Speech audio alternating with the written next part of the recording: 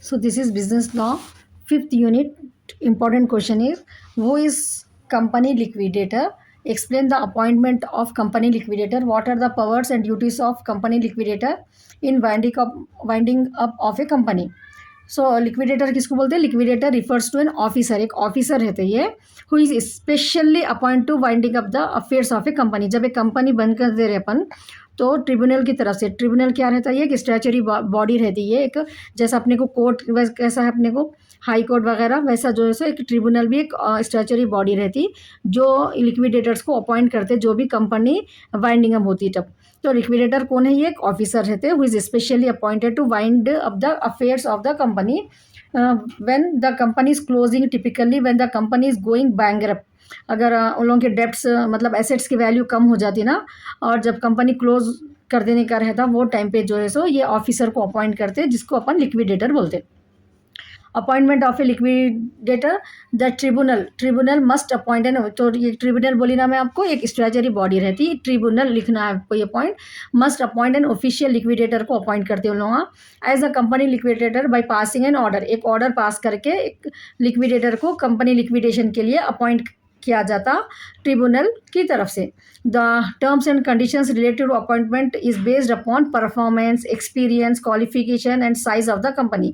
Terms and conditions जो appoint करते वो कहीं पे रहता? वो परफॉर्मेंस कैसा था कंपनी, एक्सपीरियंस पे, और qualification and size of the company, ये चीज़ें जो है सो देखते. Power of company liquidator. अब जो लिक्विडेटर जो ऑफिसर को जो अपॉइंट करे, उनके पावर्स क्या रहते हैं? Power exercise with the direction of tribunal. एक तो पहले power exercise with the direction, जैसा ट्रिब्यूनल स्टैचुरी बॉडी बोली ना मैं अभी, ट्रिब्यूनल जैसा उनको पावर, जैसा डायरेक्शन दिए वो डायरेक्शन में काम करना. To run the business which is essential for effective winding up. To run the business which is essential for effective winding up. To perform all acts on behalf of the company. तो यहाँ पर liquidator को power रहता कि company की तरफ से जो भी काम रहता अब उन्होंने परफॉर्म करते. ठीक है. टू परफॉर्म ऑल एक्ट्स, जो भी एक्ट्स रहते ना on behalf of the company. To sell the company as a running business. Company को as a running business sell भी कर सकते हो ना. To settle claims of employees and creditors, के जो भी क्लेम रहते हैं उसको सेटल करना. ठीक है. एम्प्लॉयज़ को सैलरी वगैरह देना है, क्रेडिटर्स को पैसे देना है, कुछ भी, वो पूरा कौन सेटल करते हैं? लिक्विडेटर सेटल करते वो. नेक्स्ट है to inspect records and files then submit to register office को सबमिट करना.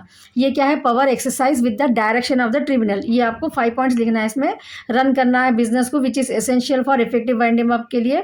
फिर परफॉर्म करना है all at behalf of the company. Sell कर सकते कंपनी को running as a running business. फिर सेटल कर सकते एम्प्लॉयज़ और क्रेडिटर्स के क्लेम्स जो भी रहते हैं, और इंस्पेक्ट कर सकते रिकॉर्ड्स को, और इंस्पेक्ट करे हुए रिकॉर्ड्स को सबमिट करना रजिस्टर में. Power exercise with the direction of creditors. अब क्रेडिटर्स के डायरेक्शन में इनको क्या पावर्स रहते?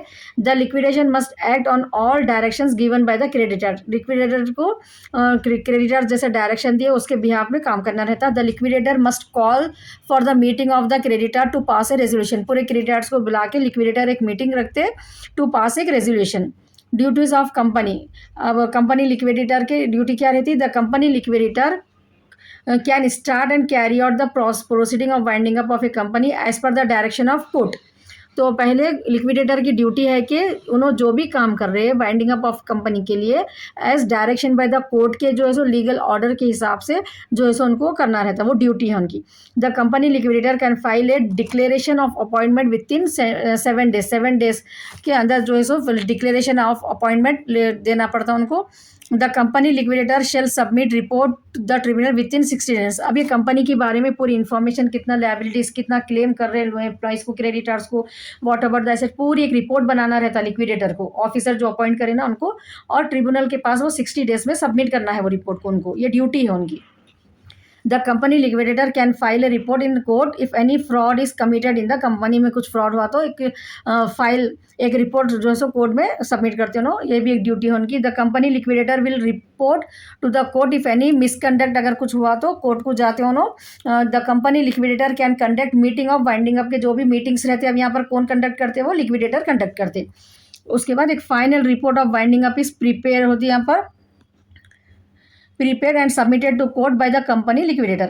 Company liquidator take into custody all properties of the company, company के जो भी प्रॉपर्टीज रहते हैं वो पूरे लिक्विडेटर अपनी कस्टडी में ले लेते हैं उन्होंने, ठीक है। एक ऑफिसर को आप इमेजिन कर लेना है, एक कंपनी बंद हो रही, वहाँ का सिचुएशन क्या है उसको आपको एक आंसर में लिखने का है।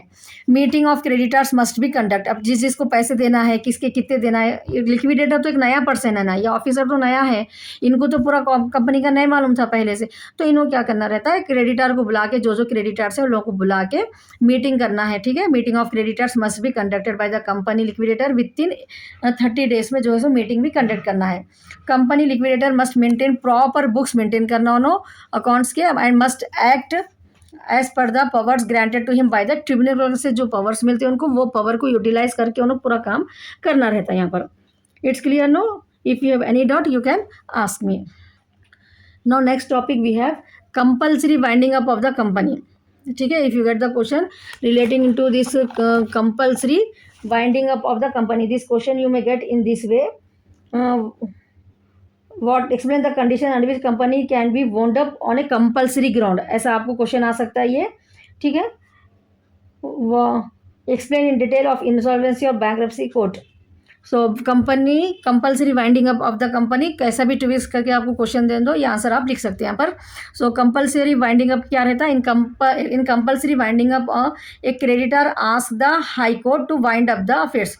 कंपल्सरी वाइंड अप में क्रेडिटर जो रहते ना, जिसको कंपनी पैसे पे करने का रहता, ठीक है, एक क्रेडिटर आज द हाई कोर्ट को बोलते हो लोग के to wind up the affairs of an insolvent limited company. Insolvent बोले तो जो कंपनी डूब जा रही, जिसके एसेट्स कम लायबिलिटीज ज़्यादा हो जाते हैं, इंसॉल्वेंट लिमिटेड कंपनी बोलते हैं उसको, ठीक है। This legal process ends with the company's removal from the companies house register effectively ceasing to exist. अब इसको ये लीगल प्रोसेस के थ्रू जो है सो ये कंपनी को रिमूव कर देते कंपनी हाउस रजिस्टर से, and any money owed to the company is collected, अगर कंपनी से कुछ पैसे आने का है यहाँ पर effectively ceasing to exist, and any money जो भी आने का है कलेक्ट कर लेते हैं, and fund are distributed to creditors. तो कंपनी हाउसिंग रजिस्टर में अगर कुछ कंपनी के अमाउंट है वहाँ पर, तो वो अमाउंट लेके डिस्ट्रीब्यूट कर देते क्रेडिटर्स को, ठीक है। Next, if incorporation is the process of bringing the company into existence, incorporation क्या है, ये एक प्रोसेस जो ब्रिंग करता कंपनी को एग्जिस्ट होने के लिए, एक नई कंपनी को। Then winding up is the process of bringing an end of the company of that so called artificial person, ठीक है। इनकॉर्पोरेशन बोले तो कंपनी एग्जिस्ट करने के लिए रहता। वाइंडिंग अप क्या है, ये भी एक प्रोसेस है, इनकॉर्पोरेशन का प्रोसेस टू कंपनी को एग्जिस्ट करने के लिए, whereas the winding up the process company को एंड करने के लिए, ठीक है। जो भी आर्टिफिशियल पर्सन, एक कंपनी जो रहती ना कंपनी, वो जो है सो यहाँ पर वाइंड अप हो जाती है। एक company can not die a natural death, एक नेचुरल जैसा ह्यूमन बीइंग की डेथ होती, कंपनी तो वैसा नहीं होती। It has an infinite life span रहता है कंपनी का, ठीक है। कंपनी चलते रहती, डायरेक्टर चेंज होते, वहाँ पर शेयर होल्डर चेंज होते, लेकिन कंपनी चलते रहती। लाइफ स्पैन क्या है, कोई भी कंपनी का इंडिफिनिट रहता, क्योंकि उसको नेचुरल डेथ तो नहीं होती। But if such reasons have emerge which make it desirable to bring an end to its corporate life, अब वो कोई ऐसी हालात अगर आ गए कि उसकी कॉर्पोरेट लाइफ को एंड करना है वो पर्टिकुलर कंपनी की, देन नेसेसरी लीगल मैकेनिज्म जो है सो यहाँ पर करना पड़ता है, into operation to get it done. ये मैकेनिज्म को, ये प्रोसेस को अपन क्या बोलते हैं, वाइंडिंग अप बोलते हैं। अगर आपको शॉर्ट में भी वाइंडिंग अप आया तो ये लिखना, ठीक है। इनकॉर्पोरेशन के प्रोसेस को अपन, एक कंपनी जब एग्जिस्ट होती है इसके लिए रहता है, वैसे वाइंडिंग अप भी एक प्रोसेस है जो कंपनी को एंड करने के लिए रहता, इंडिफिनिट लाइफ स्पेन रहता। लेकिन फिर भी ऐसे कुछ हालात आ गए कि कॉर्पोरेट लाइफ उसकी एंड करना है, तो जो भी legally mechanism have to be put in operation to get it done, ये मैकेनिज्म को, ये प्रोसेस को अपन वाइंडिंग अप बोलते हैं। It is a process by which the properties of the company are administered for the benefit of its members and creditors। तो ये process में, winding up process में क्या करना रहता, यहाँ पर जो भी उसकी प्रॉपर्टी रहती कंपनी की, वो जो है सो मेंबर्स में, क्रेडिटर्स में डिस्ट्रीब्यूट कर देना है। The person appointed for administrating the assets and liabilities called liquidator. अब जो ऑफिसर को अपॉइंट करते हैं पूरे एसेट्स कितने हैं देखने के लिए, लायबिलिटीज कितना है देखने के लिए, वो पर्सन को जो है सो लिक्विडेटर बोलते हैं। In case compulsory winding up, the liquidator is appointed by the tribunal under section, tribunal बोली ना मैं आपको, अभी डिस्कस करें अपन प्रीवियस आंसर में, ट्रिब्यूनल अपॉइंट करते हैं लिक्विडेटर को। कौन से सेक्शन में, ये सेक्शन लिखना जरूरी है आपको, सेक्शन 275 ऑफ द एक्ट। और in case of voluntary winding, compulsory winding हमें ट्रिब्यूनल ही अपॉइंट करना रहता, ठीक है, 275 सेक्शन 275 के एक्ट में। लेकिन वॉलेंट्री वाइंडिंग है तो the liquidator is appointed by the company itself. अगर वॉलेंट्री वाइंडिंग अब कंपनी खुद नहीं चाह रही के आगे रन करना, तो उन लोग जब वाइंडिंग अप कर रहे तो under section 310 of the act में कंपनी खुद अपने लिक्विडेटर को एक अपॉइंट कर दे। Winding up is also referred as the liquidation. Winding up का जो प्रोसेस रहता है उसको अपन लिक्विडेशन भी बोलते हैं। On liquidation the companies name is deleted. अगर आपको एग्जाम में लिक्विडेशन वाइंडिंग अप एक ही चांस से लिखने का रहता है, क्योंकि वाइंडिंग अप का मतलब और लिक्विडेशन का मतलब एक ही है, कंपनी को बंद कर देना। Is deleted from the list of the companies by the registered company में जो है ना वो पूरा नाम को डिलीट हो जाता है वहाँ पर लिक्विडेशन प्रोसेस में। अब इसका mechanism for the process of winding up क्या रहता है? It is a process by which the properties of the company जो भी रहते हैं administered for the benefits of its member and creditors के लिए यूज करना रहता है। ये प्रोसेस में वाइंडिंग अप प्रोसेस में वट एवर द प्रॉपर्टीज जो भी रहती, जो भी एसेट्स रहते हैं ना, वो लेके मेंबर्स के और क्रेडिटर्स के बेनिफिट के लिए उसको यूटिलाइज करते। द पर्सन जो अपॉइंट होते हैं लाइबिलिटीज को और एसेट्स को देखने, liquidator. Again same point you have to write. इन मैकेनिज्म में भी आपको वही लिखना रहता है, ठीक है, सेम है वो। 275 अगर कम अपने जो है सो ट्रिब्यूनल अपॉइंट करते कंपलसरी बाइंडिंग अपने सेक्शन 310 के एक्ट में वॉलंटरी के लिए winding up liquidation process same point है वो। And companies and the same is published in the official gazette. Next professor Gower's definition of winding up के लिए प्रोफेसर गॉड डिफाइन करेंगे winding up of a company एक process है whereby in its life it's ended. एक कंपनी की life को अपन and हो जाती है वहाँ पर।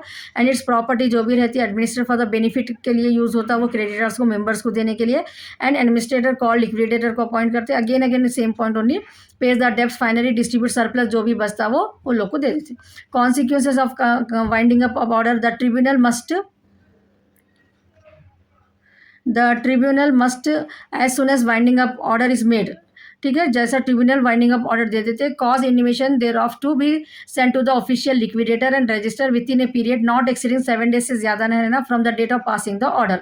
ठीक है, consequences the petitioner and the company must also file with the register a certified copy submit करना रहता। If default is made then every person जो है रेस्पॉन्सिबल रहता for default shall be liable to punishment with a fine of 1000 for every day. Then the order of winding up is deemed to be notice of discharge to the officers, employees सबको जो है so order notice दे देना रहता workman of the company except when the business of the company is continued for the beneficial winding up of the company। Except अगर beneficial winding of the company रहे तो ज़रूरी नहीं है, लेकिन दूसरे केसेस में पूरा डीम टू बी नोटिस देना है ज़रूरी है यहाँ पर। All actions and suits against the company are stayed. जो भी एक्शंस जो भी सूट्स रहते हैं स्टेट हो जाते हैं unless tribunal give leave to continue commence proceeding. Commence proceeding क्या, जब तक ट्रिब्यूनल से ऑर्डर नहीं रहा जब तक उसके एक्शन जो भी रहते हैं रुक जाते वो। Further any suit or proceeding pending in any order court shall be transfer to tribunal को आ जाती वो in which the winding up of the company proceed होता वहाँ से। Next the order operates in the interest of all creditors. जो भी order रहता है वो क्रेडिटर्स के इंटरेस्ट के लिए एंड ऑल द कॉन्ट्रीब्यूटरीज जो भी रहते no matter who is fact asked for it. Section 217 में द ऑफिशियल लिक्विडेटर जो रहता by virtue of his office become the liquidator of the company and take possession ले लेता पूरा कंट्रोल ऑफ द एसेट्स उसके हाथ में रहता है। ये सेक्शन 275 में है। All powers board of director के सीज कर देते हैं यहाँ पर and the same are then exercisable by the liquidator. Board of directors के जो भी पावर रहते हैं वो लिक्विडेटर को आ जाते हैं। ठीक है, winding up of the company के प्रोसेस होने से स्टार्ट होने से लेके एंडिंग तक बोर्ड ऑफ डायरेक्टर्स को सीज कर देते हैं। उन लोगों के पावर्स का जो भी रहता है वो कौन लेते हैं? Liquidator. On the commencement of जैसा वाइंडिंग अप कमेंस होता है the imitation remains suspended in favour of the company till 1 year after the winding up order is made and any disposition of the property of the company जो भी company की property disposition रहे and any transfer of shares in the company या alteration of the status of the members made after the commencement of the winding up shall be void. ठीक है, जैसा commencement शुरू हो जाता वाइंडिंग अप होने का उसके बाद से ट्रांसफर नहीं होते वो कंपनी के शेयर्स, कोई भी अल्टरेशन कुछ भी नहीं होता वहाँ पर। ये सेक्शन 334 में लिखे हुआ है कि any attachment distress or execution put in force without leave of the tribunal against the state or effects of the company are after the commencement of the winding up should be void। ठीक है, any attachment या distress execution कुछ भी force को करे without leave of the tribunal and winding shall be void but not for recovery of any tax imposed or any dues payable to the government। Next, any sale held without leave of the tribunal of any property or effects of the company after the commission should be void। ठीक है, cell भी यहाँ पर कुछ भी नहीं हो रहा था, जो भी प्रॉपर्टीज रहते ना वो भी सब void हो जाता अंडर सेक्शन 335 1B में है। Any floating charge created with in 12 months immediately preceding the commencement of winding up वो भी वॉइड रहता, ठीक है। तो ये कौन से चीज़ें वाइंडिंग अप के टाइम पे कमेंसमेंट होने के बाद वॉइड रहते, वो पॉइंट्स आपको यहाँ पर लिखने का रहता, ठीक है। All the powers board of meeting के सीज कर लेते, पूरा लिक्विडेटर को पावर आ जाता।